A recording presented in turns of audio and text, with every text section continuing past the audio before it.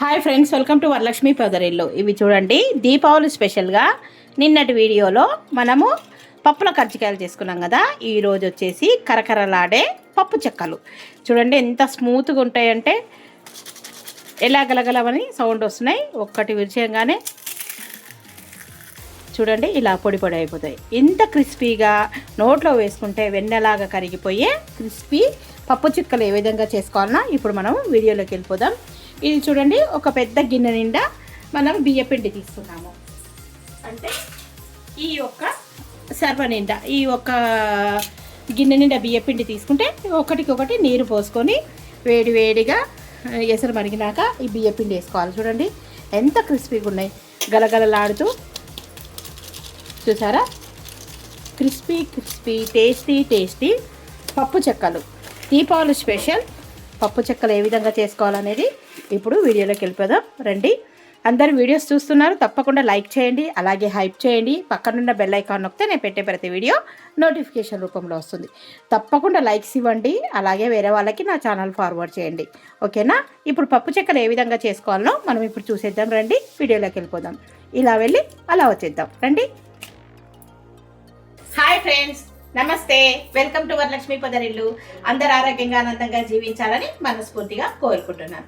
కొత్తగా ఎవరైతే నా ఛానల్ చూస్తారో తప్పకుండా లైక్ చేయండి, అలాగే హైప్ చేయండి. పక్కనున్న బెల్ ఐకాన్ నొక్కితే నేను పెట్టే ప్రతి వీడియో నోటిఫికేషన్ రూపంలో వస్తుంది. దీపావళి స్పెషల్గా నిన్న కజ్జికాయలు చేసుకున్నాం కదా, ఈ రోజు వచ్చేసి హాట్ చేసుకుందాం. అదేనండి పప్పు చెక్కలు. చిన్న చిన్నవి ఇంతకుముందు పెద్దగా గారెపల్లాగా చేశా కదా, ఇప్పుడు చిట్టి చిట్టి పప్పు చెక్కలు. ఏం చక్క చేదా పట్టుకొని మంచిగా తినొచ్చు. పిల్లలు కూడా ఇంటి దగ్గరే ఉంటారు కదా, దీపావళి రోజు ఎంజాయ్ చేసుకుంటే చాలా బాగుంటాయి. ఒక నెల రోజుల పాటు నిల్వ ఉంటాయి. ఈ పప్పు చెక్కలు ఏ విధంగా చేసుకోవాలి అనేది ఇప్పుడు మనం వీడియోలో చూసేద్దాం. బియ్య పిండితోనేనండి, చాలా బాగుంటాయి, క్రిస్పీగా క్రంచిగా చాలా అద్భుతంగా ఉంటాయి. ఎలా చేసుకోవాలనేది వీడియోలోకి వెళ్దామా? ఇలా వెళ్ళి అలా వచ్చేద్దాం రండి, చూసేద్దాం. చూడండి, ఇది బియ్యపిండి మామూలుగా పొడి బియ్యపిండేనండి. బియ్యము పట్టించిన బియ్యపిండి. నేను ఇప్పుడు ఒక బౌల్ నిండా బియ్యపిండి తీసుకుంటాను. ఇప్పుడు ఒక బౌల్ పెట్టుకొని ఈ బౌల్ నిండా బియ్యపిండి తీసుకుంటాను. ఈ బౌల్కి బౌల్ నీళ్ళు పోసుకోవాలండి. ఈ బౌల్కే బౌలెడన్నీ అవుతాయండి, చాలా వరకు క్రిస్పీగా చాలా బాగుంటాయి.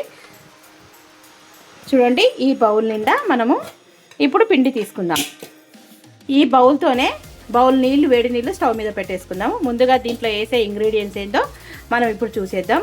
ఇది వచ్చేసి నానబెట్టుకున్న పెసరపప్పు, శనగపప్పు కూడా వేసుకోవచ్చు, మీ ఇష్టం. నేనైతే ఇదేంటి పెసరపప్పు వేసా. కొద్దిగా సగ్గుబియ్యం బాగుంటాయి, క్రంచిగా సగ్గుబియ్యం వేసుకుంటే. అలాగే ఉప్పు, కారం, నువ్వులు ఇవన్నీ వేసుకుందాం. ఇవి వచ్చేసి పల్లీలు, ఉప్పు, చూడండి కారం, ఇవన్నీ వేసి ముందుగా పిండిలో పట్టించుకుందాము. తర్వాత వేడి నీళ్ళలో వేసుకుందాము. ఇంకా నువ్వులు వేయాలి కదా, వేస్తా. చూడండి, నువ్వులు కూడా మరిన్ని పోసుకోండి, కరకరగా క్రంచిగా చాలా బాగుంటాయి. సూపర్ మార్కెట్ నుంచి తెచ్చిన నువ్వులు. ఇవన్నీ ఒకసారి కరివేపాకు వేసి కలిపేసుకుందాం. కరివేపాకు అన్నీ వేసి ఒకసారి కలుపుకుందాం. ఇప్పుడు ఇంకా స్టవ్ మీద ఈ గిన్నె నిండా గిన్నెకు గిన్నె వేడి నీళ్ళు పోసేసి, సరిపోయినాయి పల్లీలు ఇవన్నీ బాగా కలుపుకోవాలి. ఇంకా ఎల్లిపాయ, జీలకర్ర ఎల్లిపాయ కూడా దంచేసుకోవచ్చు.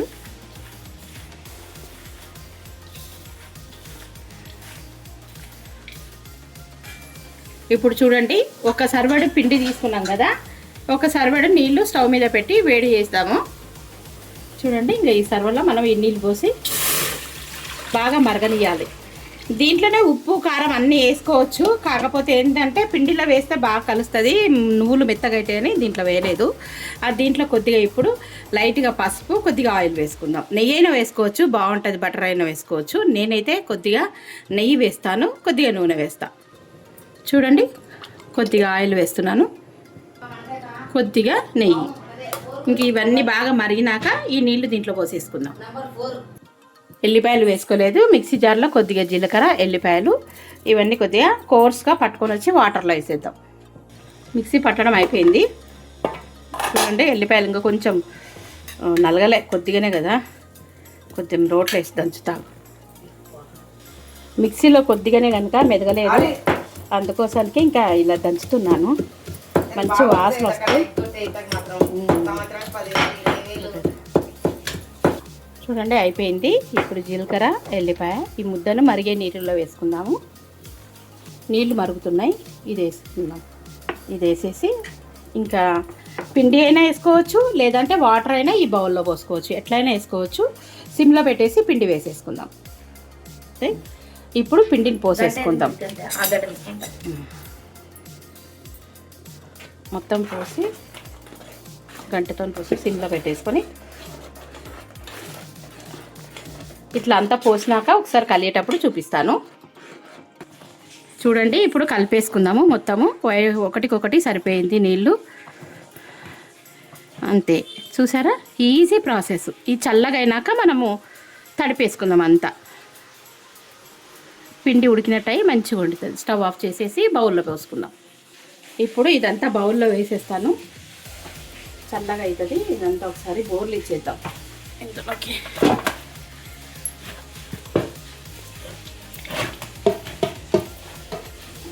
అంతా కలిపేసుకోవచ్చు. ఇది ఇరకటంగా ఉంది కనుక ఒకసారి ఇట్లా కలుపుకుందాము. చల్లగైనాక చేయితోని బాగా చేసుకోవచ్చు. ఇదంతా ఒకసారి చల్లారనిద్దాం. ఇక చూడండి పిండి మొత్తం చల్లగా అయిపోయింది. ఈ విధంగా పిసికేసుకొని ముద్దలు చేసుకోవాలి, చిన్న చిన్న ముద్దలుగా. ఇప్పుడు మనము పప్పు చెక్కలు చేసుకుందాము. ముందుగా ఒక ప్లాస్టిక్ పేపర్ తీసుకుందాము. దానిపైన కొద్దిగా ఆయిల్ అనుకుందాము. ఆయిల్ అనుకొని ఇట్లా బండ మీద పెట్టేసుకొని ఒక 3 ఇట్లా పెట్టేసుకుందాము. వెంటనే 4 ఒకటేసారి కూడా అద్దుకోవచ్చు. మనము దూరంగా పేపర్ వేసేసి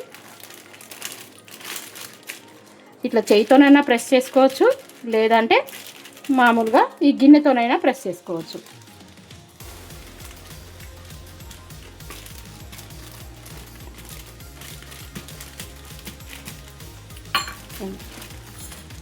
ఇంకా కొద్దిగా చిన్నగా చేసుకుందాము.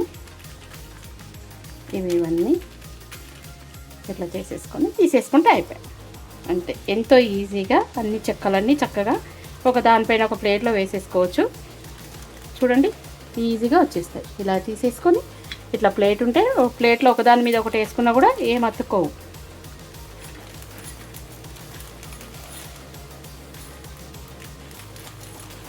చూడండి చక్కగా చేసేసుకోవచ్చు. ఇట్లా అన్నీ చేసేసుకున్నాక ఆయిల్ పెట్టేసి కాల్చుకోవచ్చు. తీసుకునేటప్పుడు కూడా ఈజీగా తీసుకోవచ్చు. ఇంతేనండి. ఇంకా చిన్నగా చేసుకుందాం కొద్దిగా. ఇవన్నీ అప్పాలు అయిపోయినాయి. ఇప్పుడు ఇంకా కాల్ చేసుకుందాము. స్టవ్ మీద ఆయిల్ పెట్టాను, వేడవుతుంది చూద్దాం. స్టవ్ మీద ఆయిల్ పెట్టానండి, వేడైందో లేదో కొద్దిగా పిండి వేసి చూద్దాము. చిన్నగా చూడండి వేడైపోయింది. ఇప్పుడు ఒక్కొక్కటి వేసేద్దాం.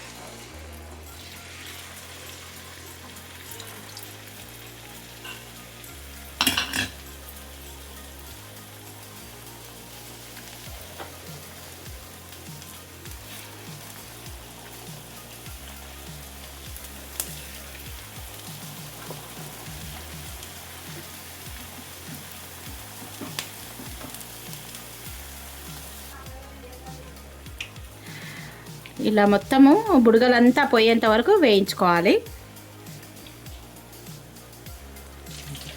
వేగిపోయినాయి, తీసేద్దాం. ఇప్పుడు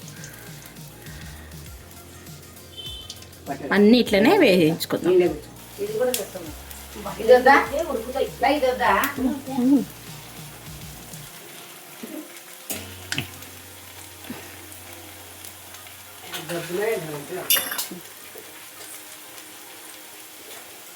ఈసారి చిట్టిగా చేసినాము కావాలని, ఎప్పుడు పెద్దగా చేసుకుంటుంటివి.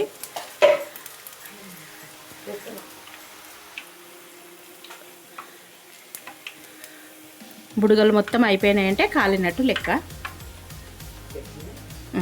ఇప్పుడు చూడండి ఇవన్నీ బుడగలు అయిపోయినాయంటే ఇవి వేగినట్టు లెక్క. మనకు తెల్లగానే ఉంటాయి, పసుపు ఏమి వేయలే కనుక కలరు రావు. ఇంక ఇవన్నీ తీసేసుకుందాం. చూడండి పైకి తేలినాయి, ఇప్పుడు వేగినట్టు లెక్క. ఇంక ఇప్పుడు ఇవన్నీ తీసేసుకొని మళ్ళీ అన్నీ ఇట్లనే చేసేసుకుందాం.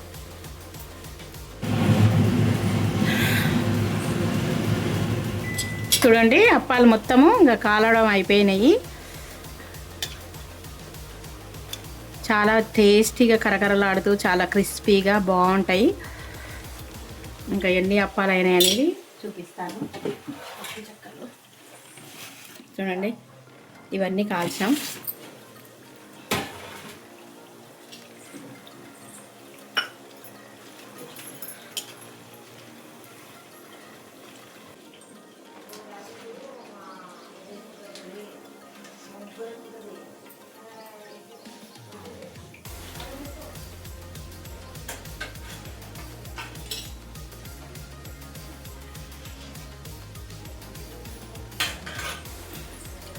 ఇప్పుడు ఇవన్నీ వేసేద్దాం టకాటకా అని.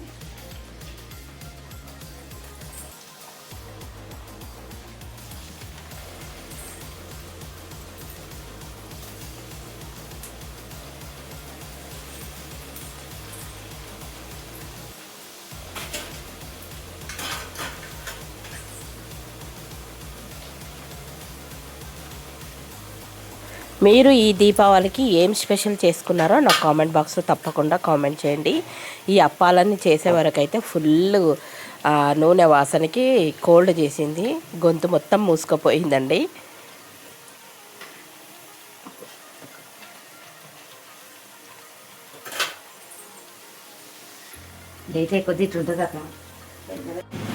చూడండి గారెప్పలు మొత్తం అయిపోయినాయి. ఇంకా ఇవన్నీ లాస్ట్ వాయి తీసేస్తున్నాను. ఇంకా మొత్తం ఎలాగ అయ్యాయో ఎన్ని అయ్యాయో మీకు వివరంగా చూపిస్తాను.